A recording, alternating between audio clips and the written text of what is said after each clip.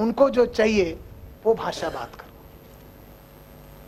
तो अब जिससे बात कर रहे हो, आपका ड्रीम कौन सा है, आपका गोल कौन सा है, आप क्या करना चाहते हो, आपका प्रॉब्लम क्या है, आपका लिस्ट कौन सा है, पूरा के पूरा उनका फायदा वाला बात, उनका भाषा। मेरा कामयाबी का जिंदगी में सबसे बड़ी राज है कि मेरा लैंग्वेज, मैं बात करता हूं ना, इसमें कोई शायरी ये वो कुछ नहीं रहता मेरे बातों में। बस राजेश टैगोर की खास बात है उसका लैंग्वेज। मेरा लैंग्वेज है you oriented language. You oriented language. मैं बात करता हूं तो हर आदमी को, मैं कहीं भी इंडिविजुअल से बात किया, ग्रुप से बात किया, ट्रेनिंग में बात किया, पूरा बात आपके संबंधित आप वाला ही होता है, आप वाला ही होता है। और यही चीज मैं आप लोगों को सिखाना चाहता हूं और आप लोगों को बताना चाहता हूं, एहसास दिलाना चाहता हूं। आपका कामयाबी का सबसे बड़ा राज होगा आप दूसरों के हित की, दूसरों की भाषा बोलना सीखें। आपकी पत्नी के साथ बात कर रहे हो, उसकी इच्छा की बात करो। बच्चों के साथ बात कर रहे हो, उनकी इच्छा की बात कर रहे हो। प्रोस्पेक्ट के साथ बात कर रहे हो, उसके मतलब की बात करो, उसकी भाषा बात करो। दोस्तों के साथ बात करो, उनकी भाषा बात करो। कभी भी हम इसमें मेरे को क्या, वो मत घुसाओ। वो फॉलोअर लैंग्वेज है, डिफीटर लैंग्वेज है। लीडर्स लैंग्वेज क्या है, तुम्हारा क्या फायदा। याद रखो यार, ब्रिटिशर, ग्रेट ब्रिटेन, इंग्लैंड, इतना छोटा सा कंट्री, पूरे दुनिया का आधा दुनिया वो जाके राज किया था। आज से 400 साल पहले, 400 साल पहले जब कार जीप नहीं थे, ये लोग शिप में जाते थे पूरे दुनिया में। ऑस्ट्रेलिया में गए, यूके में गए, मलेशिया में गए, श्रीलंका में गए, इंडिया में आए, हर जगह पर वो आए। पूरे दुनिया को वो लोगों ने राज किया, राज किया पूरे दुनिया को। और ये लोग जाते थे, पहले उनकी बातें सुनते थे, उनकी प्रॉब्लम समझते थे, उनका सॉल्यूशन देते थे और लीडर बनते थे। भारत में आए और वो लोगों को देखकर किसी को कभी खतरा महसूस नहीं हुआ। हर राजा एक दूसरे को मारने के पीछे पड़ा था। ये जाते थे, दोनों की बात सुन लेते थे। उनको लगता था ये हमारा पार्टी, हमारा पार्टी। ये ब्रिटिशर लोग किसी के पार्टी नहीं थे, वो खुद के पार्टी थे। मगर ये सिर्फ सुनने की कलाकारी के वजह से सबको लगता था ये मेरे बात सुनेगा, मेरा चलेगा। साला भारत में बाकी सबको एक दूसरे से खतरा नजर आता था, मगर ब्रिटिशर से खतरा नजर नहीं आया तब तक, साले, जब तक पूरे भारत को राज करने नहीं लगे। और राज कर करके कर कर कर कर कर इतना तड़पाया हम लोगों को। और नसीब है सेकेंड वर्ल्ड वार का। सेकेंड वर्ल्ड वार होने के बाद जो महात्मा गांधी का अहिंसा था, उसमें लोगों को विश्वास आया ये एक आदमी साला बगैर फाइटिंग करके ये कर रहा है। सेकेंड वर्ल्ड वार में इतना मारामारी होने के बाद महात्मा गांधी का फाइटिंग के ऊपर, नॉन वायलेंस के ऊपर उनको विश्वास आया और वो लोगों ने एटीट्यूड को चेंज किया और आगे की वर्ल्ड वार, आगे के नुकसान होने से पहले हमको इंडिपेंडेंस दे दिया। 1945 में सेकेंड वर्ल्ड वार खत्म हुआ तो 47 को इंडिपेंडेंस देके चले गए, छोड़ के चले गए। वो उनका बुद्धि था, वो लीडरशिप था, वो चला जाना। मगर उनकी खास बात था, दे वर ग्रेट लिसनर्स, दे वर अंडरस्टैंडर्स। पूरा दुनिया को जाके उनका भाषा सिखा दिया।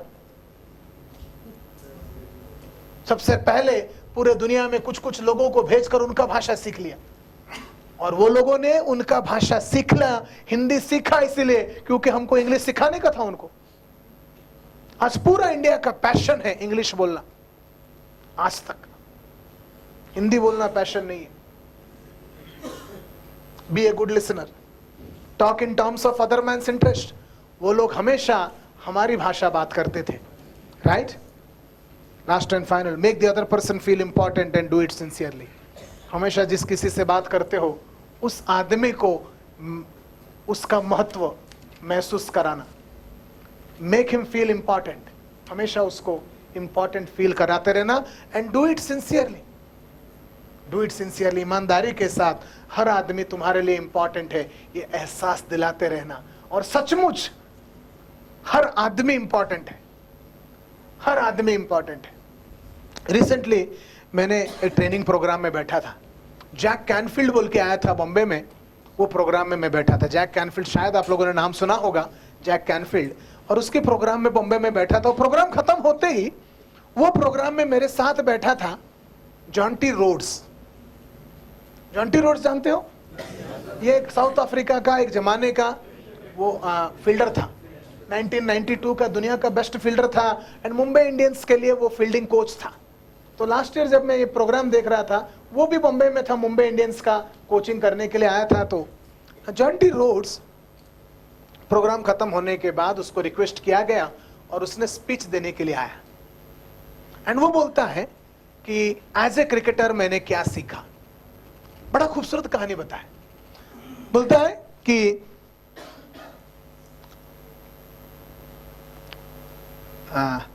एक मैच था ऑस्ट्रेलिया एंड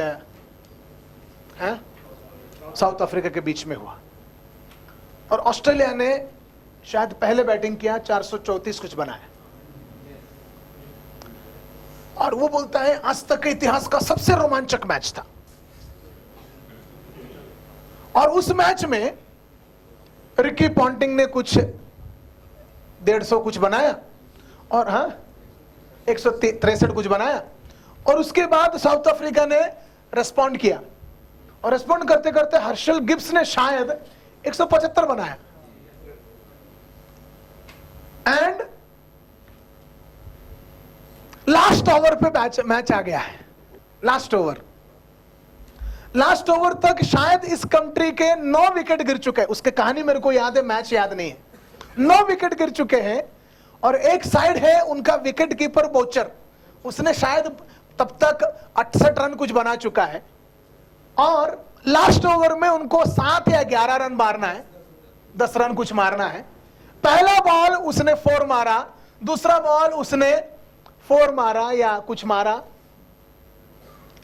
हुआ यूं कि अगला 3 बॉल 1-2 आउट हो गए, वहां पर मकायन तीनी आया है। अब 2 बॉल में 6 रन मारने का है।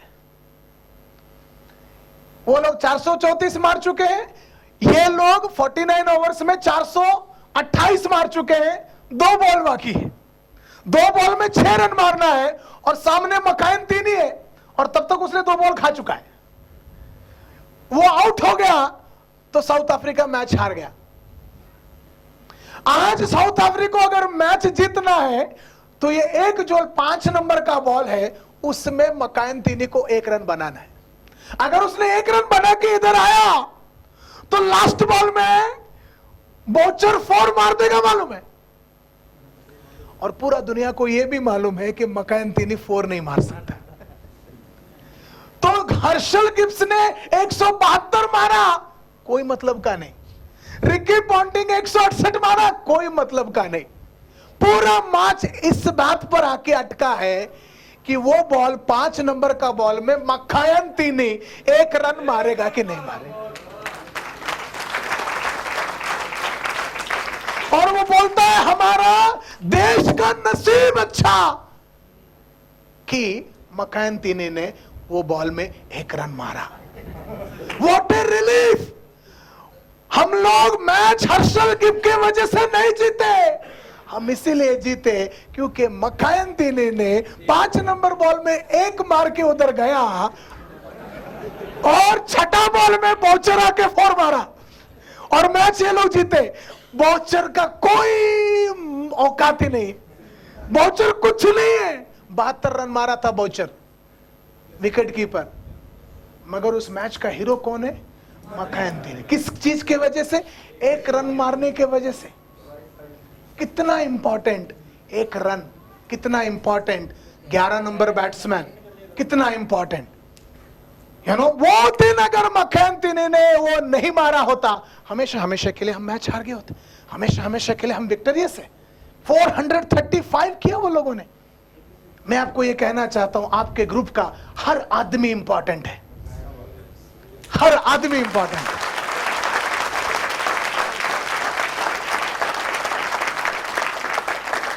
वो कितना भी गधा हो, हो, कितना भी उल्लू हो, कितना भी कुत्ता हो, कितना भी कमीना हो, कितना भी नीच हो, कितना भी हरामी हो, आपका ग्रुप का हर आदमी इंपॉर्टेंट है। आपका ग्रुप का हर आदमी जब जुड़ेगा ना, जब काम करेगा ना, तब ही आपका 1,35,000 आएगा।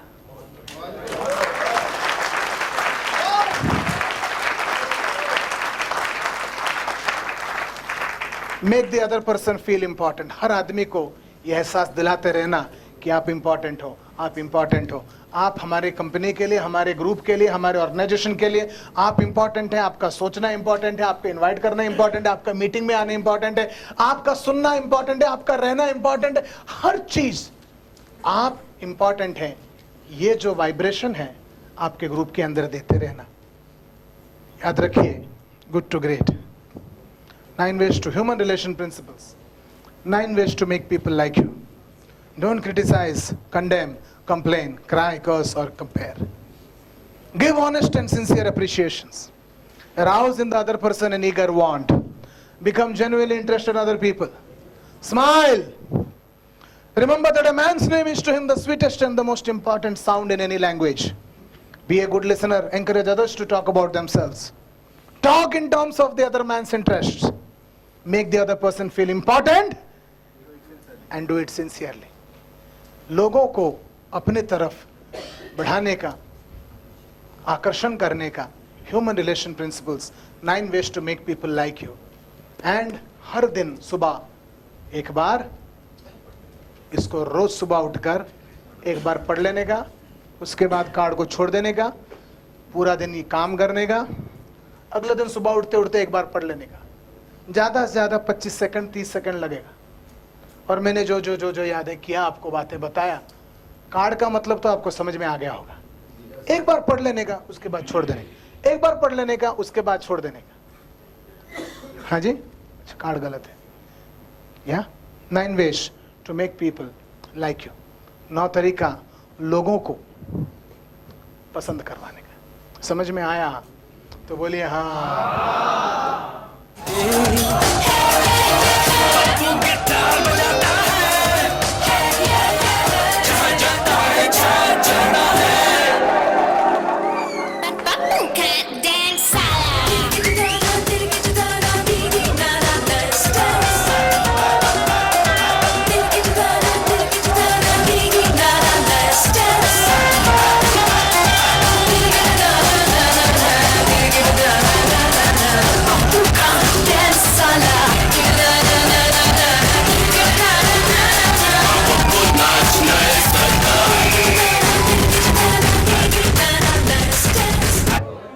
मैं मेरा खुद का कहानी सुनाना चाहता हूँ, बहुत जमाने से सुनाया नहीं, आप सुनना चाहते हो तो बोलिए हाँ। तो खुद के बारे में जरा बताता हूँ, उसके बाद सब्जेक्ट में आते हैं। उड़ीसा में रायगढ़ नाम का छोटा गांव में मैं पैदा हुआ था 1970 में 4 अगस्त के दिन। उसके बाद वहीं पर मैंने पढ़ा। मैं तेलुगु हूँ और मेरे घर में हम लोग तेलुगु बात करते थे। मैं ओडिया स्कूल में पढ़ता था, वर्नाकुलर मीडियम उड़ीसा में। जब मैं 11 साल का था तब मेरे पिताजी जो है वो गवर्नमेंट में नौकरी करते थे, कोऑपरेटिव सोसाइटी में असिस्टेंट रजिस्ट्रार थे। उन्होंने नौकरी छोड़ दिया और प्रिंटिंग प्रेस का बिजनेस स्टार्ट किया, जो उनको चलाना नहीं आया।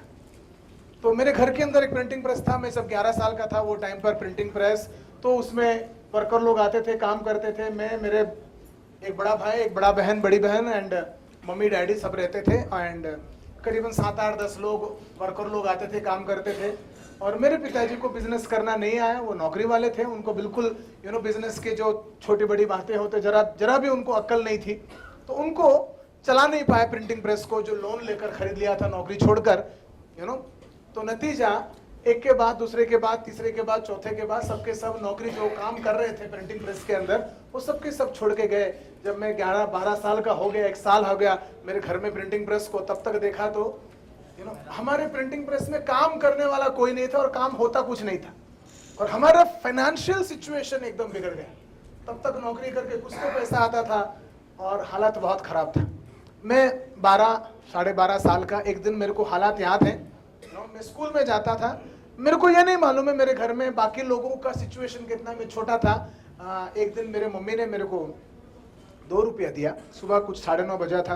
₹2 दिया, बोलते सामने की दुकान में जाना, मैं 1982 की बात कर रहा हूँ, किराना दुकान में जाना, ₹1 का चावल लाना, 50 पैसे का दाल लाना, 50 पैसे का तेल लाना, ग्लास एक था छोटा सा, उसमें तेल लाने को बोला था। हम लोग इतने गरीब थे कि तेल चावल पूरा खरीद के रख नहीं पाते थे। तो मैं गया तो ₹1 का चावल तो दे दिया, 18 का दाल तो दे दिया, 18 का तेल नहीं आएगा, ऐसा कुछ झगड़ा हुआ उस किराने वाले के साथ। कैसे भी करके मैंने इतना 15-20 ड्रॉप लेके आ गया और खाना बन। उस दिन पहली बार मेरे को एहसास हुआ कि हम लोग गरीब हैं और ये जो आज ये चावल बीवल आया सिर्फ मेरे को खाने के लिए है, बाकी लोगों को क्या हालत है मेरे को मालूम नहीं था। स्कूल तो चला गया और उस दिन स्कूल जाते जाते मैंने सोचने लगा कि सचमुच सिचुएशन खराब है। ये पिछले 1.5-2 साल से जो घर में प्रिंटिंग प्रेस था, ये प्रिंटिंग प्रेस में लोगों को काम करता हुआ देखते हुए मैंने सारे काम सीख लिया था। मेरे को कंपोजिंग आता था, प्रिंटिंग आता था, परफोरेशन आता था, बाइंडिंग आता था, सबके सब वर्कर लोग जितने काम करते थे सबके सब मैंने देख देख के सीख लिया। तो उस दिन स्कूल जाते जाते एक टेलर था, उसका नाम था TT Rao fashion tailors, main road Raigarh गांव में रहता था। उसके साथ जाकर पटाया मैंने, उसको बोला तुम्हारे जो रिसीट फाड़ के देते हो, कोई भी आया तो कपड़ा काटते हो और फाड़ के देते हो, रिसीट मैं छाप के दूंगा, तुम्हारा तो खत्म हो गया, तो चाहिए क्या? तो बोला हाँ चलेगा, तो तुम छाप लो ना, मेरे को दे देना। तो बोला उसमें इतना इतना खर्चा आएगा, जो भी मेरे को मालूम था बता दिया। बोला हाँ ठीक चलेगा। तो मैंने उसका ऑर्डर लेके आया शाम को और पूरा रात बैठा, उसका कंपोजिंग किया, प्रिंटिंग किया एंड उसका नंबरिंग किया, परफोरेशन किया, बुक बाइंडिंग किया, पूरा 10 बुक का उसका 1000 का सेट था, वो पूरा लेके अगला दिन उसको दिया। तो वो अगला दिन देने के वजह से उस डील का कुल मिलाकर ₹60 का प्रॉफिट हुआ और वो ₹60 लाकर अगला दिन सुबह मैंने मेरे पिताजी के हाथ में दिया और वो ₹60 उस दिन मेरे पिताजी के लिए शायद 60 लाख का बराबर था। हालत इतना खराब था। वो मेरी जिंदगी का पहला कमाई था। बात ₹60 से शुरू हुआ, मुझे पता चल गया 12 साल में, 11-12 साल में, 12वां साल में कि मेरे को कमाना आता है। उसके बाद मेरा शुरू हो गया। तो पूरा गांव में जाना, हर दिन जाना, किसी ना किसी को पकड़ना, बोलना कि तुम्हारे लिए मैं रिसिप्ट छापूंगा, विजिटिंग कार्ड छापूंगा, एनवेलप छापूंगा, जो भी तुमको चाहिए, तुम्हारे बच्चे का किताब बाइंडिंग करूंगा, ये करूंगा, मेरे को 2 ऑर्डर दो। कोई ₹5 का देता था, कोई ₹20 का देता था, कोई ₹100 का देता था, कोई ₹200 का, ऐसा करके डेली 20, 10, 40, मेरे घर में प्रिंटिंग प्रेस तो बड़ा था, कोई काम करने वाला मेरे को आता था, 20, 10, 40, 25 ऐसा रोज घर में लाना मेरा शुरू हो गया। और मेरा हर घर का हालत इतना था कि पूरे घर में वही कमाई का एक जरिया था और उतने में मेरा घर चलता था। वो जो लाए उससे खाना होता था।